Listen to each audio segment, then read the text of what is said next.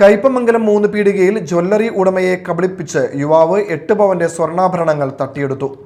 3 പീടിക സ്വർണ്ണഗോപുരം ജ്വല്ലറിയിൽ ഇന്നലെ വൈകിട്ട് 3 മണിയോടെയാണ് സംഭവം. വളയും മാലയും മോതിരവും വാങ്ങിയ ശേഷം 5,67,700 രൂപ വരുന്ന ബില്ല് നെറ്റ് ബാങ്കിലെ നെഫ്റ്റ് സംവിധാനം വഴി അടക്കുകയാണെന്ന് പറഞ്ഞ യുവാവ് പണമടച്ചതിന്റെ സ്ലിപ്പ് സ്വന്തം മൊബൈലിൽ ജ്വല്ലറി ഉടമയെ കാണിക്കുകയായിരുന്നു.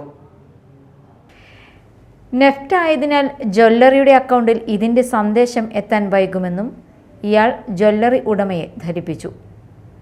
ഇത് വിശ്വസിച്ച് ഉടമ സ്വർണവുമായി യുവാവിനെ പോകാൻ അനുവദിക്കുകയായിരുന്നു.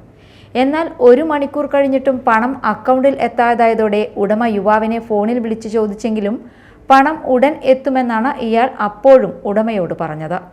മണിക്കൂറുകൾ കഴിഞ്ഞിട്ടും പണം എത്താതായതോടെ ഉടമ വീണ്ടും വിളിച്ചപ്പോൾ മൊബൈൽ സ്വിച്ച് ഓഫ് ആക്കുകയും ചെയ്തതോടെയാണ് തട്ടിപ്പാണെന്ന് മനസ്സിലായത്.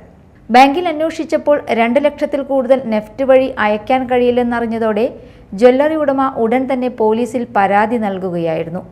ജ്വല്ലറിയിൽ വന്ന യുവാവിൻ്റെ CCTV ദൃശ്യങ്ങൾ സഹിതമാണ് പരാതി നൽകിയിട്ടുള്ളത്. കയ്പമംഗലം പോലീസ് കേസെടുത്ത് അന്വേഷണം ആരംഭിച്ചിട്ടുണ്ട്.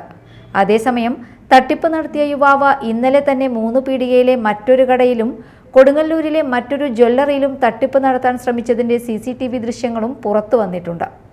3 പീടികയിൽ ഇയാൾ ആദ്യം കയറിയ ജ്വല്ലറിയിൽ നിന്നും 2.25 ലക്ഷം രൂപയുടെ സ്വർണം വാങ്ങിയെങ്കിലും പണം നൽകാതെ ആഭരണം കൊണ്ടുപോകാൻ ജ്വല്ലറി ജീവനക്കാരൻ അനുവദിക്കാത്തതിനാൽ തട്ടിപ്പ് നടന്നില്ല.